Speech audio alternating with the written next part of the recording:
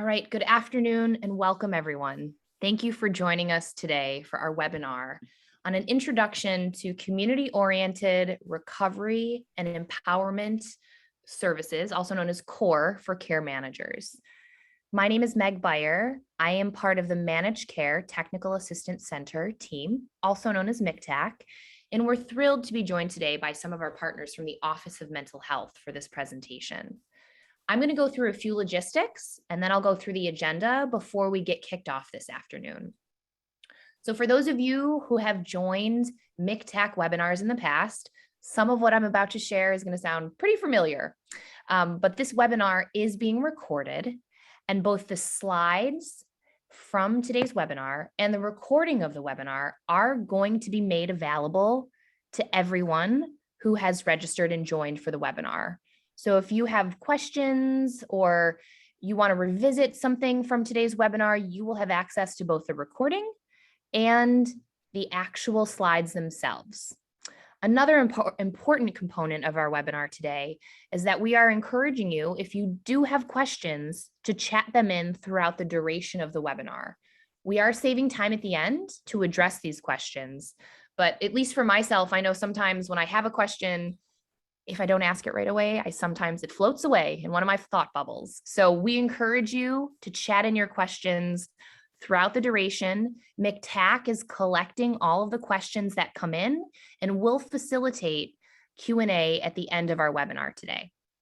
There's a lot of content to get through, and we're so thrilled that so many of you are on the line with us. So if we aren't able to address your question because of time or the nature of the question, just know that every question that is received today is shared with our OMH partners for them to review.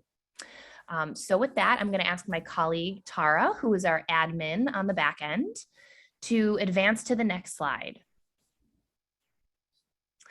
All right, so here's what we're going to cover in today's presentation. Our state partners will walk through some of the basic elements of CORE implementation. They'll walk through a review of CORE services. We'll also walk through what the health home care manager's role is in this, and also give an update on the behavioral health home and community-based services, HCBS workflow update. And then finally, as I mentioned at the end, we will have time for questions and answers. So again, I want to thank you all for joining us. And with that, I'm going to ask my colleague Tara to advance to the next slide, and for our OMH partner, Stacy, to take over. Hello, everyone. I'm Stacy Hale. I am the Unit Director in the Bureau of Rehabilitation and Care Coordination, Rehabilitation Services and Care Coordination. Welcome, everybody. I'm glad so many people could join. We have a nice, large crowd today. And just to start off the presentation, just wanted to do a little refresher on HARP, which is the Health and Recovery Plan. It is a special needs Medicaid managed care plan for behavioral health. So there are approximately 152,000 members served with either mental health conditions and/or substance use. The benefit of this special needs plan is a couple things. One is integration of services, care management to assist with accessing services, and then also the added suite of behavioral health rehab and recovery services. Currently, you know that as HCBS. But now moving forward, as when we go live in February, that will also include CORE services. All right, and I am going to hand it over to Katie now. Thank you. Thanks, Stacy. Next slide.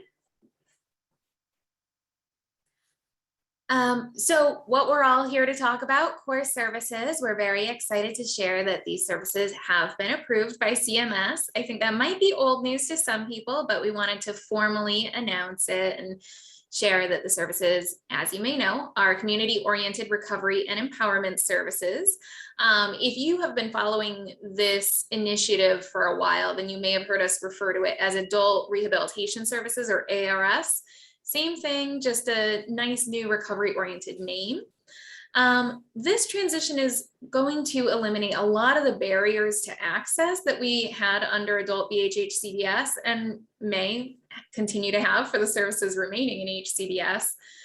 But for those transitioning to core, what we're going to have are individualized community-based rehabilitation services. Core services will stay unique to the HARP and HIV SNP benefit package for HARP eligible enrollees. And that's because this is still a demonstration service that we have authorized under CMS. So it's not available to just anyone with a serious mental illness or substance use disorder, but you really need to be in that right type of health insurance plan. Health home care managers will continue to provide health home care management to HARP enrollees. That's going to remain an important part of their benefit package. But as you'll see in the coming slides, health home enrollment will not be required in order for people to access core. Next slide. So this is a nice snapshot of what exactly is happening with this implementation of core services. We have 4 services that are transitioning to core. They are community psychiatric support and treatment, psychosocial rehabilitation, empowerment services, peer support, and family support and training. So all 4 of those are transitioning to core effective February 1st, 2022. Then we have habilitation, education support services, the employment services, of which there are 4, and non-medical transportation, which are remaining in HCBS at this time. So those services will still need to go through the workflow as you know it in order to access them. And lastly, both of the crisis respite services, short-term and intensive, have transitioned over to the crisis intervention benefit. And those are available to all Medicaid managed care enrollees. Next slide. All right, so core versus HCBS. When we developed core services, we did so with a lot of input and feedback from the provider community, from care management agencies, and from the individuals receiving services. And what we wanted to do with core is to implement what worked, what people enjoyed about the services, and make sure that we preserve that while strengthening the services moving forward. So we have a no wrong door referral pathway, which means that access to these services is not limited to those who have health home care management or who receive recovery coordination. People could be referred by hospital discharge coordinators, by outpatient clinicians, housing providers. You can even self-refer. We have offered clarifying language through our operations manual that should promote role clarity for the service providers. So if you're a peer specialist, you know exactly what's expected of you. We're not asking you to function as a junior care coordinator or anything like that. We really had a lot of lessons learned through oversight and monitoring visits with our providers. And we wanted to make sure that they understood exactly what it meant to be a PSR provider or a CPST provider.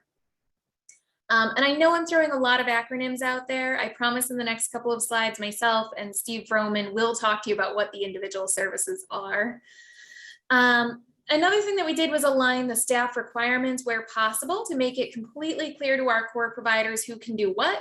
And we've also provided increased flexibility with caseload sizes so that core providers can make decisions that are clinically sound around how many cases each staff person can manage. We think that this might help some with the waiting list issues that we have where agencies are hitting their caseload caps, but maybe their staff have capacity to take on more services.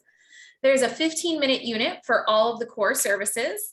And as I mentioned before, the crisis respite services have shifted over to the crisis intervention benefit available to all Medicaid managed care enrollees. Next slide.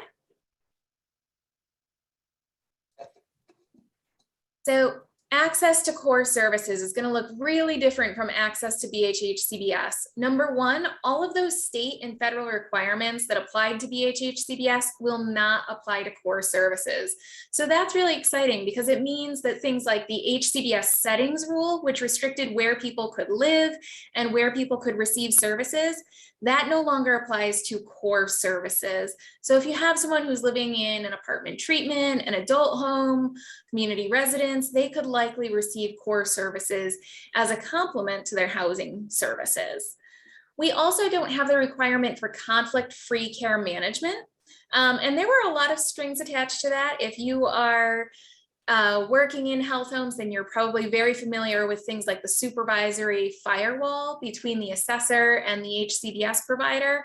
All of that does remain in place on the HCBS side, but for core services, we're really excited that there's no supervisory restrictions, that firewall isn't required. So if you had the same director over your care management program and your core services, that would be allowable.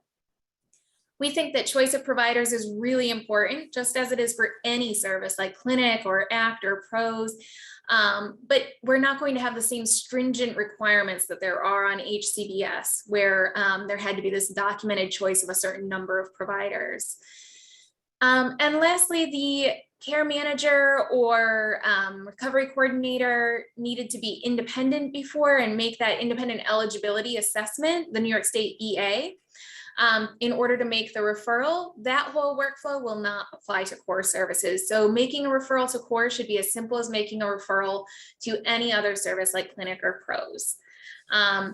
There is the piece around the LPHA recommendation, and that's really the documentation of medical necessity for core services. We're going to get into that later in this presentation. Next slide. So here you just have the no wrong door referral pathway, which means that there's no wrong way to access core services. We wanted to open it up very broadly. As you may know, a very small percentage of HARP members and HIV SNP HARP eligible members are actually enrolled in a health home, and that has led to access issues. There are so many people who could benefit from core services, but perhaps they haven't found their way to care management yet. What we've done with core is we've opened it up so that a care manager can make a referral, but so could the hospital, a clinician, a housing provider, family and friends, peer navigators, self-referral. There's really no wrong way to get to the core provider. Next slide. So why should a care manager or any other referral source consider core services? Number one, these services are provided in community locations where the individual lives, works, learns, or socializes. So that's a really exciting opportunity that isn't available through all of our traditional services. Often we ask people to go to site-based services like PROS or clinic. And while those programs sometimes get out of the four walls of the program, it's not very often that individuals really receive community-based services. So that's something that's unique to core, and that's something that we want to keep about core. It's something that we learned in HCBS people were really happy with. Core services will assist individuals in gaining the skills necessary to be more independent in their goal areas. So if you have someone who's really struggling and maybe they have a lot of needs, rehabilitative services can help them increase their independence and connect to resources independently in the community. So that's a huge bonus for you as care managers. The services are provided a la carte, which means the person only receives what they need and prefer. It's not a comprehensive program model like some of our traditional services, but you really can pick and choose based on what their interests are, how they choose to receive services, and what their goals or needs are. And lastly, these services are targeted for individualized, person-centered, and recovery-focused interventions. And what we mean by that is the person will work with the provider to determine what their recovery goal is, and the services will wrap right around that goal. So it's very person-centered in its approach. All right, and with that, I'm going to turn it over to Steve on the next slide to talk about the 4 services and what they look like in the community. Great, thanks, Katie. Good afternoon, everyone. So we're going to spend a little time looking over the core services, what the service definitions are, what some of the examples of interventions are. But again, there's 4 services moving from HCBS over to core, community psychiatric support and treatment, which, as you see here, mobile therapy and treatment services, psychosocial rehabilitation, which is skill building in the 4 domains, living, working, learning, and socializing, family support and training, which is education and training for family of choice, and lastly, empowerment services, peer support, which is support from individuals with lived experience. Next slide, please. So as we go through all of these slides, this is really a broad overview of each of the 4 services. I would really encourage everyone to spend some time in the operations manual and see what the service definitions look like, see what the interventions look like, and really kind of learn and conceptualize how these services can support your clients in the community. So we're going to start off with CPST first. Again, these are mobile treatment services for individuals who have difficulty engaging or benefiting from site-based programs. So it's really a multi-component service. There's clinical and rehabilitative interventions which address behavioral health needs, behavioral health barriers. And there's also an optional components of health monitoring and medication treatment if your agency, if the provider agency has qualified medical staff. Next slide, please. So just some examples. And again, as we go through these, I think it's really important to kind of think about how these services can support your folks in the community. So examples of CPST: home-based psychotherapy, evidence-based family psychoeducation, integrated treatment for co-occurring disorders. So again, think about these are services for folks that have difficulty engaging in site-based services. So CPST allows these services to be delivered in the home or the community. Other examples: intensive rehab counseling to support independent living skills, engagement and support services, and restoration of functioning. And you're going to hear a lot about that as I go through these slides, really skill development, development of community supports, and restoration of functioning. So again, think about all of the work that this can do in the community. Lastly, another example of CPST: prescribing, administering, or monitoring meds, including medication-assisted treatment. Next slide, please. Psychosocial rehabilitation, PSR. So this is rehab counseling, skill building, and psychoeducational interventions that support the individual with choosing, getting, and keeping valued life role goals. Again, in those 4 domains: living, working, housing, social. So skill building and education to support folks in getting and keeping their life role goals. The services are intended to support the individual with improving their functioning and promoting independence and full community participation. Next slide, please. So just some examples. And again, as I said when I started out, spend some time in the operations manual. There's a lot more information about these services. So just an overview for PSR: disability and co-occurring disorder education, building coping and problem solving skills, stress reduction strategies, crisis prevention planning, skill development to restore functioning, super, super important, symptom management and other compensatory strategies, promoting self-advocacy and systems navigation to support recovery and independence, and supporting individuals with finding and accessing resources and supports in the community. So you're really promoting community independence. It's assisting people to develop their skills and to be able to be more independent in the community. Next slide, please.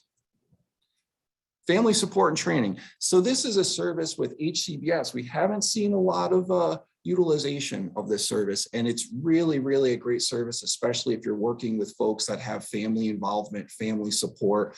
We're seeing a lot of younger folks accessing services. Oftentimes they do have family involved in their course of care. So this is an excellent opportunity to refer folks to an additional community support. So family support and training is instruction, support, and skill building for families to promote, to facilitate engagement and active participation. And it's partnering with the family of choice to support recovery. So what this is really is work is being done with the client and with the family, and it's helping the family to support the individual's goals. What can the family of choice do to support that person in achieving their goals, whether that's an education goal, a housing goal, any community independence, but you're enlisting the support of the family to help. Next slide, please. So I just kind of covered this already, but some examples of family support, working with the individual and their family to identify recovery goals. What are their strengths? What are their supports? What are their barriers? And really how the family can best support the individual. Providing information around the mental health diagnosis, recovery, systems navigation, all of that great community stuff and education. And you think about families and folks that are new to the system, they really need some assistance in these areas. So here's an expert in the community that can provide these supports. A family support and training worker can do things like building family problem solving and coping skills. Also doing some skills training about effective strategies to give feedback to a participant and a family about signs and symptoms that would indicate a possible relapse. So very important. Again, I think as another sort of tool in your toolbox, this is a great resource for case managers to be able to refer folks to. Next slide, please. So the last of the 4 core services, empowerment services, peer support. These are non-clinical peer delivered services with, as you see, a focus on rehabilitation, recovery, and resilience. As we've seen with all the services, promoting skills for coping with and managing behavioral health symptoms, but with peer support, facilitating the utilization of natural supports and is provided through the perspective of shared personal experience of recovery. Next slide, please. So just some examples of what can be done for peer support. Engaging in a process of shared decision-making and supporting progress towards goals, validating and empowering the individual, building self-advocacy skills, creating awareness of resources and natural supports, promoting integration and inclusion, and non-clinical support to a person in distress, as well as post-crisis support. So peer support is very much our most in-demand service, and it's another opportunity for additional community support for your folks. And it's provided through that lens of the shared personal experience. So it's a certified peer specialist that provides the service. And again, there's really a great demand for it and an excellent opportunity. Next slide, please. And with that, I'm going to turn it back to Katie. Thanks, Steve. So I just want to talk briefly about this a la carte service menu and what that means, and then a little bit about service bundles. Now, as I mentioned earlier, these services are a la carte, which means that you can combine them in any combination to meet an individual's person-centered needs. Someone might receive just one core service if that's all that's medically necessary and matches their readiness to participate in core services. Often we see a lot of individuals who want peer services only. They may not be ready to engage in services beyond this, or they may just want to receive services from someone with lived experience. And so we see a lot of peer only referrals. That's completely okay. We also see some CPST or community psychiatric support and treatment referrals only. And these might be individuals who really have difficulty attending on-site clinics. Maybe they have a lot of no-shows or missed appointments, but they would be willing to engage with a clinician for psychotherapy in their home. That would be doable under CPST. So any of the services could be offered individually if that's all the person wants and needs. Next slide. We've also talked to core providers about thinking about team-based approaches and how they could take the services and provide them in a bundle to meet some unmet needs in the community. For example, you could combine multiple services in order to have a critical time intervention post-hospitalization. So if you have an agency with a large housing population and people who are cycling in and out of the hospital and residential, maybe you could put together a core team to provide some CTI and to keep them housed longer.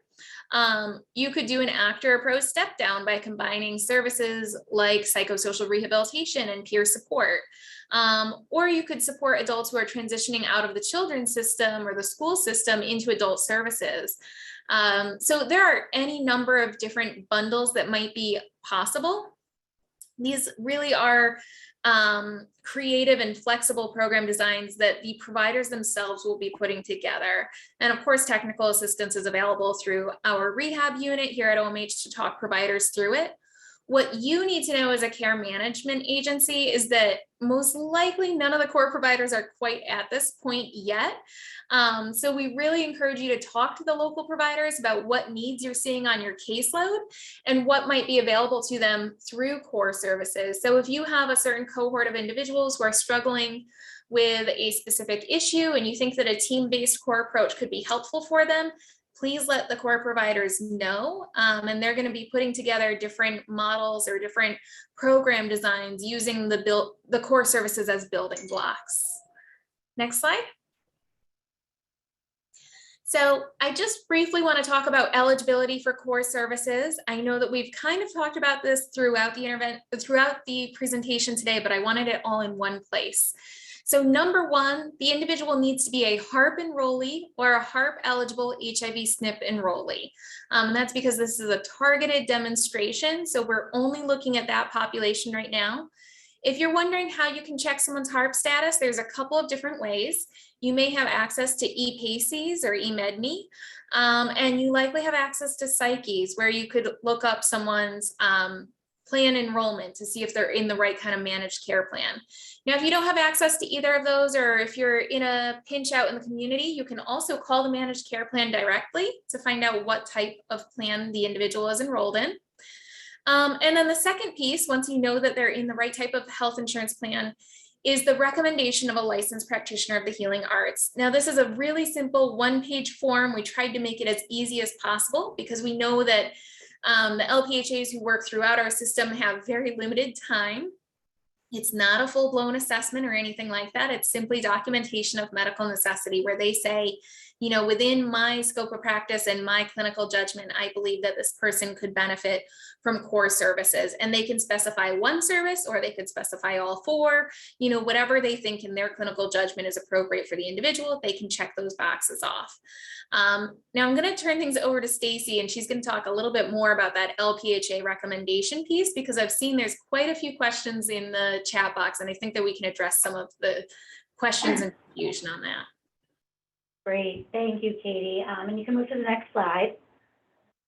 We'll definitely go through this, and I know there's been a lot of questions coming in, and I've been trying to keep up, but hopefully you'll be able to get to a lot at the end, because I think we'll definitely have time to be able to go through some of the questions. So thank you for your patience.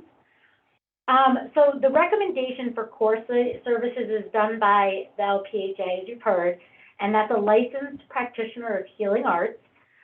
It's basically a qualified licensed professional who, based on their clinical expertise, can recommend these services. So this is really how medical necessity is determined for the individual to receive the core services. It's very similar to making other referrals where there might be needing like a recommendation. So, for example, needing a referral by a primary care doctor for some kind of specialty medical care. Or, for example, physician's authorization for congregate housing. So it's similar to other referrals you might be making, both within the behavioral health system and outside of it. Next slide. So here's a list of licensed practitioners who can make the recommendation. We'll make sure to share this, the slides with everyone, so you'll have a list here. And I just want to point out that limited permit holders do not count as a licensed practitioner. They need to have their license. You need to have your license to be considered a licensed practitioner of healing arts. Next slide. So in regard to the LPHA recommendation, technically one LPHA recommendation can be used for either one core service or multiple core services.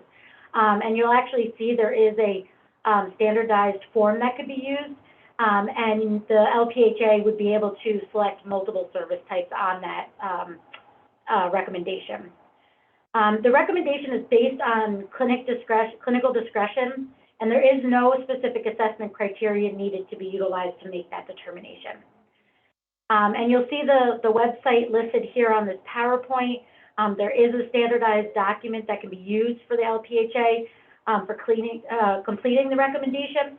It's also very useful because there's, in addition to the actual recommendation, there's a little beginning paragraphs, I should say, which really outlines the overview and menu of core services, the eligibility criteria for core services, what's expected for the LPHA recommendation, and then who should complete the LPHA recommendation. So as we start out and as core services go live, there will be probably need for care managers to be able to explain to LPHAs what this is needed for, what it is for.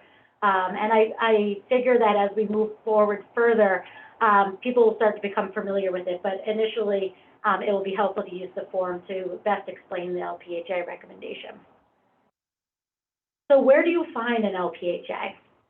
So any LPHA can complete the recommendation. So the place you want to look to access an LPHA can include your own agency.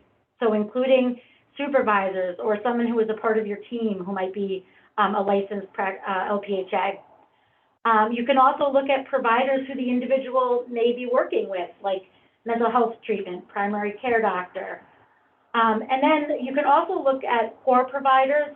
Some may have LPHAs to be able to sign off on the recommendation. So as you become familiar, again, with core services and the providers in your area, you'll also know who will be able to assist with LPHA and or where you might best get an LPHA recommendation. Really, the most important part is that you want to follow the fastest option for access. So you don't want to be held up, for example, with a primary care doctor who might tell you that the individual has to come in first, it's going to be 2 months down the road, and then you're going to go in and get the referral. You really want to make sure that access happens as quickly as possible. So you might want to be looking at additional resources for that LPHA if for some reason the one you're originally reaching out to might be delayed for some reason. And again, in the event there's no LPHA available or finding one has been a barrier, please call the core provider about the possibility of their assistance with LPHA recommendation and sign off, because we don't want it to be held up. And the core provider may be familiar with, if they don't provide the LPHA recommendation internally, any kind of assistance to make sure that that individual can get access to services. Next slide. Okay, so the health home care manager role. So care management role is to coordinate care. So you'll continue to provide the integrated comprehensive care management that you already do to meet your individual's full range of needs. And I would say care managers are just as critical to engaging members in core services as they were for behavioral health HCBS. So we want to make sure care managers are still a part of helping assist HART members linked to core services. So really, as part of routine care planning, you'll want to look at screening the members' comprehensive needs and considering where core services could help. So similar to what you do when you think of making a referral for a dentist appointment, you would make that because the goal is the need for dental care. Care managers need to know what the core services are to really help members choose the services to help meet their life role goals. As you're assessing somebody, it will be helpful for you to be able to connect what core services might assist the person in meeting their goals. Care managers can be critical referral source. So you can get into a referral process for core very quickly. It's a much easier process for care managers compared to BHHCBS. And I would also look at really building those relationships with core providers in your area. Part of that is because core providers may also be a key referral source for care management agencies as well, to really connect them. So that collaboration is important, not only during services, but also just generally making those relationships in the community. As we move forward, linkage to core will be a part of health home care management performance measures. focusing on the actual linkage to services, but that will be a little bit down the road because we'll have to wait for services to go live and then really being able to support and provide technical assistance for providers. Next slide. So I talked a little bit more specifically about the importance of the collaboration with core providers. It really is an integral part of the linkage and continued support for the individual. So I am just going to read these through because I think they are very clear on ways that this can be extremely helpful to have the collaboration. But it could be around educating members about services. If you are connected to a core provider, you will be very familiar likely with the services they provide. But additionally, maybe they can work with you on being able to provide information about the services they provide.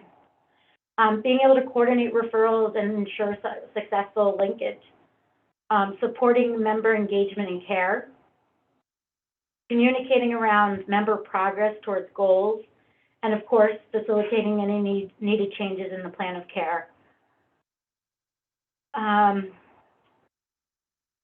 I think it's important to also know as a care manager, these core services really help to support the work that care managers do, really in assisting the individual with their needs and goals. A lot of these services that care managers may do may be something that could be provided by a core provider that will be able to assist them a little bit differently. And so it doesn't all have to fall back on the care manager. It's especially helpful in looking at it as providing those wraparound services for an individual to be able to access more services and not be reliant just on the care manager. Next slide. So care planning, how does this build into the care planning that you do? As you know, because Katie said earlier about the change that there will not be any federal requirements around the plan of care for core services. So now it's really just looking at how would core services link into your care planning. So of course, you want to look at assessing the needs. So just as you would assess any member's needs for a referral for a housing provider if homeless, you would also consider reviewing core services options that could provide support to the member during transition to new housing, teach the member skills to maintain housing or gain independence. And then the health home plan of care should really reflect the core services the member needs or are engaged in, but the core providers will be providing the scope, duration, and frequency of the services within their ISP or their individual service plan. Next slide. Sorry, just my mouse I think just died. Okay. Okay, so connecting core services to member goals. So we covered the array of core services early, really to have help care managers to understand how core services can help support particular types of goals. So things like useful as part of care planning discussion with members, and useful for developing goals or objectives for the plan of care, and where core may be indicated as a service that supports those goals. But just so that you know, I know there, like I said, was a lot of questions coming in, and a lot of you are hearing some of this for the first time. And as any new services, it will take a little bit for you guys to really have that full understanding of the services. This was really just a brief overview of core services so that you could hear a little bit about it now while the information is out there and we are moving towards go live date in February. But come January, and actually January 24th, we will be scheduling a fuller presentation where we'll go into some more detail around the core services and how it will look directly linking it for the care management work you do and the individuals you're working with. Next slide. So why core instead of traditional services? So as a care manager, how do you decide which services might be the best fit?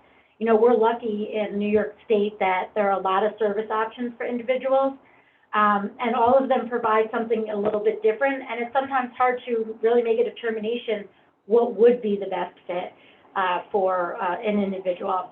And all services provide something a little bit different, and some things may not be quite the full right fit. So some of the things about core services to keep in mind, it's person-centered. You can get services a la carte or bundled, which Katie also talked about earlier. That's important because there are some services where you need to get the full array of whatever they provide versus being able to just access one part of it, for example, peer services, or being able to work with multiple services together and picking which grouping of services would be helpful for the individual.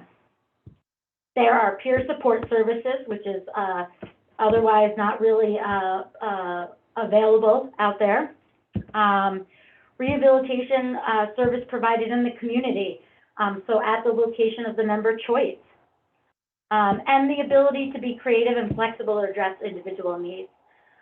So, you know, really, services can be a part of that care planning discussion. And all of these things, if these are the types of conversations that are coming up, that would lead you to think, okay, core services are really what I need to be looking at for this individual. Next slide. So, making a referral for core services, great news. We did not have to build a workflow for you guys to be able to make a referral for core services. It really should look very similar. It does have the LPHA recommendation, which is similar to some services. But other than that, it is exactly the same as making any other referral to any other linkage of service that you would do as part of your care management. So of course, first you want to identify core services that would support the plan of care goals. And importantly, you will need to understand them yourself to really best align those services and really being able to educate the individual about what is available. You'll need to then, of course, identify core providers. And I think there's a couple different ways in which you can do that. But one of the things that we hope is that as we move forward, that you're building those relationships, having that collaboration, and you'll know because it will be relationships that you've built. But of course, the managed care organization is the most ideal because they're going to know what core services are available within the individual's network. There will be a designated core provider list, similar to the HCBS provider list. It is not up now, but it will be available soon, probably more after the go-live date. Care managers tend to make referrals to people they know and have relationships with. So, like I stated, that's really our hope is that we're building these relationships in your regions or counties or areas to really be able to know who to make referrals to. And just really, you know, encouraging you guys to get to know who the core providers are as we move forward.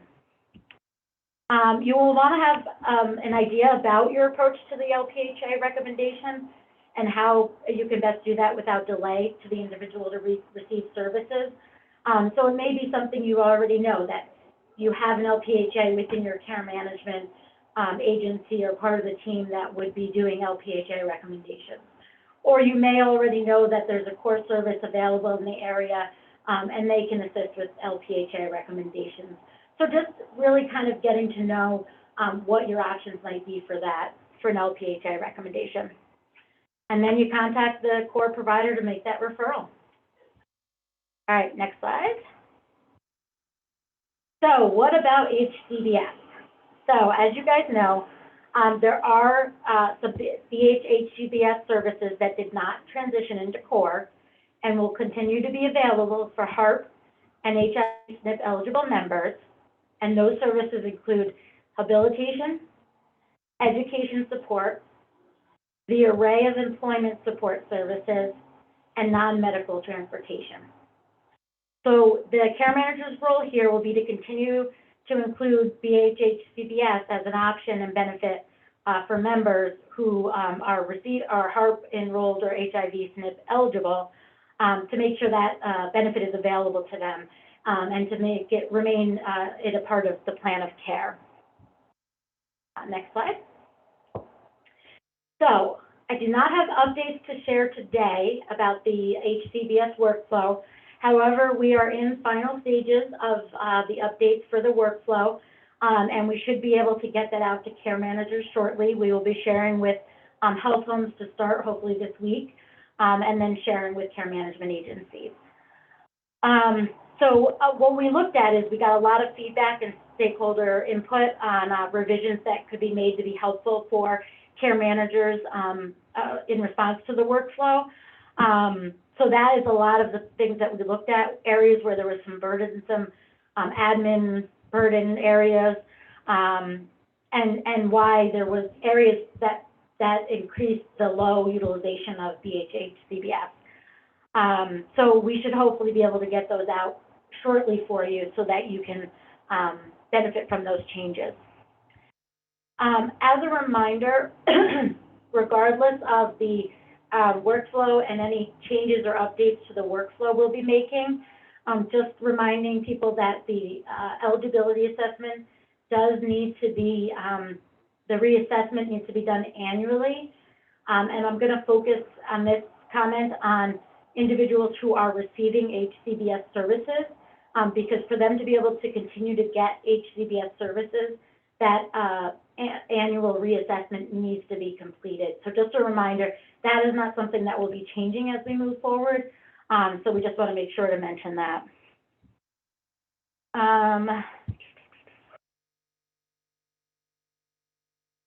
Also just reminding care managers, make sure you still check with any health home policy for any requirements or timeframes the health homes may require for HART members.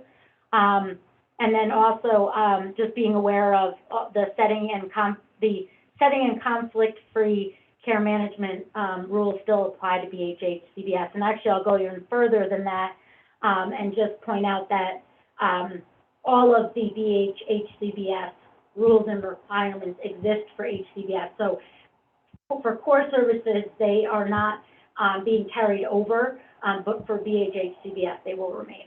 And you'll see some of those changes as we show you the new workflow. Okay, next slide. So what about RCAs, or Recovery Coordination Agencies? So at this point, they will continue to assess and refer individuals for BHHCBS who are not enrolled in health homes. And that will include, of course, doing the annual reassessments, especially for those who are currently receiving HCBS services. And managed care organizations really should continue to negotiate their relationship with those RCAs.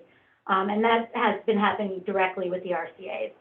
And again, it's really important HART members have access to their benefits, which does include access to BHHCBS. So we don't want to cut off their access to this benefit of the HART plan. Next slide. All right, I am not going to read these FAQs because you'll be able to have them when you get the slides. And I know we are running short, so I want to be able to jump into questions. The one thing I just want to point out on the last slide, I don't know, Chair, if you're scrolling through, it just identifies the date of the January 24th full training on the introduction to CORE for care managers. So you'll see that invite probably come out after the new year, and I hope you can join. And we'll have a lot more time for questions and answers then as well. All right, thank you, Stacy, and our OMH partners on this and our state partners on this. So we have a very active chat going, which is excellent. We really love that. And we'll try to get as many questions as possible, and I'll try to summarize kind of the questions that have been coming in. So one, there's a lot of questions about the assessment, right? The HCBS folks have to do certain assessments and certain workflows and processes. So we got a lot of questions. Do we have to do those assessments and go through that same HCBS process? So I don't know if, I know you guys mentioned it, but maybe it's worth repeating again, the core process compared to HCBS. Right, and actually, if you could go to slide 36, we actually talk about that a little bit in detail. So the difference with BHHCBS is that part of BHHCBS, the waiver, there were some federal requirements that we had to follow, and that came up and showed up as the workflow, the HCBS workflow that you all know. Right now, as we move forward, BHHCBS services will still need to be accessed via following that workflow, including doing the eligibility assessment. And we are making updates to that. So our hope is that very shortly you will learn of the things that will decrease some of that admin burden on that process. In regards to core services, there is no federal requirements in the same way that we have to follow. So a lot of the things that are connected specifically to BHHCBS that really limited access and made it hard for referrals to happen are not the same and don't exist for core services. So for core services, it's similar to making any other referral or linkage in the community with any other service. And part of that would be also the LPHA recommendation. Got it. But And there's that no, sorry, there's no, there's no plan of care. You should always put the services someone's receiving your plan of care, but there's no federal requirements for the plan of care either.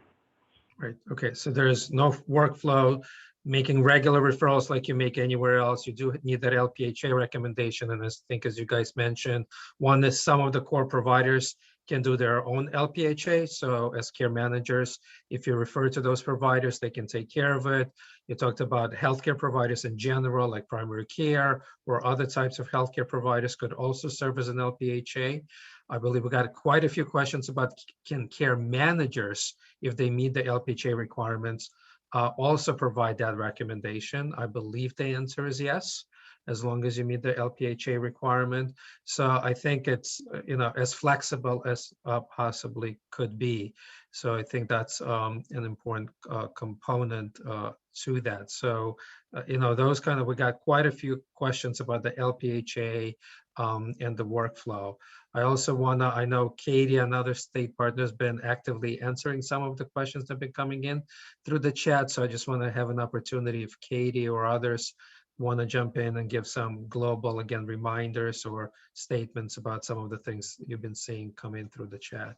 Sure. Just briefly, Boris, I want to mention that for individuals currently receiving one of the BHHCBS that's going to transition, that would be CPST, PSR, family support, and peer support, they don't need to do anything different as a care manager. There's no LPHA recommendation for the current clients transitioning. And the core provider will work with that individual one-on-one to develop a new ISP that aligns with core documentation requirements. But there's nothing that you would need to do in order to transition current clients receiving BHHCBS over to core services. Got it. Thank you. I just want to clarify, I think we got a question if there's another training at 2 o'clock today. And I don't believe there's a training today at 2 o'clock. I think there's one in January, right? That happens to start. Can I blame somebody else but myself who created this slide that I should have put 1 p.m. instead of 2 p.m.? Okay, got it. So there is no training at 2 o'clock today. Just wanted to clarify. So the other thing is we got a lot of questions around the H codes. And so can you just again repeat and just clarify again, the individuals who qualify for core have to be HARP, which are identified through certain H codes. And I think you guys mentioned them, but can we, because we still keep getting a lot of questions on the H codes, can you just clarify what H codes make somebody eligible for core? Yeah, so individuals can have multiple H codes. H9 means that you've met the algorithm for HARP eligibility. H9 isn't super important right now. What you're looking for core is H1, H2, H3, H4, 5, and 6. Any of those H codes mean that you're good to go for core services. Someone might be an H9 plus an H1. As long as they have that H1, they're good to go. They might be H9, H1, and H2. Because they have H1 and H2, they're good to go. So people can have multiple H codes, but you're looking for 1 through 6. Got it. All right. Thank you for clarifying that. All right, just gotta go through. We have quite a few questions. So while I look through, see if there's any other ones you guys want to jump in. I think we have time for a few more. So I just want to make sure we hit some of the other ones. I know I saw, oh, go Go ahead. ahead, Katie. No, you go ahead. I just wanted to address, I know there have been a lot of questions around this LPHA recommendation and concern that we're adding a step. And I know Stacy talked about this a little bit, but I just want to reiterate that at the end of the day, you should never hold up a referral because you don't have a recommendation in hand. They are two separate things, and we are working closely with core providers to make sure that when referrals come in without that piece of paper, they're able to navigate that situation, whether it's using an internal LPHA or working with you as a care manager to connect with an outpatient clinician, a primary care doctor. You know, we'll figure that out, but don't ever hold up the referral. The core member has up to 5 sessions or 30 days to engage that member and start services, and we can get the LPHA recommendation after that intake. So please, please, please don't see that as a barrier. Make the referral and we'll figure out the recommendation. The whole community is going to have to work together on that piece. Excellent, thank you. Because yes, we got a couple of questions on, do we, need to obtain that before we make a referral? So thank you for clarifying, Katie. There were a number of questions about, can health home care managers get a list of providers and obtain who's core providers? So I think that is available or is in the works, I think. Yeah. Right. We will have a designation list. We're expecting to issue it the first week of January, and we will update that list about monthly until we get all of our IT infrastructure up to date, and then it'll be updated, daily, like the current HCBS list is. It'll just go by county. It won't tell you which MCO, so it's still really important to work with the managed care organization to determine who's in network, or you could call the core provider directly to find out who they're contracted with. Right. Thank you for that. And so since you mentioned managed care, there's a number of questions around managed care. So one, again, confirming, core referrals do not have to go to the managed care company or insurance. You can make directly to the core providers. And the follow-up question was, so how would we know who's already might be receiving core services or not? So one place is, besides talking to, the individual you serve, you can also talk to the insurance companies, because all the core providers have to and encourage to call managed care to work with them directly, and you as a care manager should also be working closely with the managed care companies as well. So if you want to confirm or find out, managed care should have that information, but you do not have to go to the managed care company for core referrals. Again, just wanted to emphasize that. But working closely with the managed care companies can help in some of those areas of confusion. So we're almost at time. So I think what we're going to do is, again, I think, Tara, if you can go to the last slide. There is another training coming up in January. So we would strongly encourage folks to sign up for that one, as well as I think Stacy and others mentioned, this is the first time probably a lot of you are hearing about this. So more information to come, another training, and please make sure you also access both the OMH and MIGTAC websites with a lot of information listed there as well. So I think with that, we will close off today's session. Again, thank you to our state partners for the presentation, and thank you all for joining us, and looking forward to next set of presentations and discussions. So thank you, everybody, and take care. Thank you.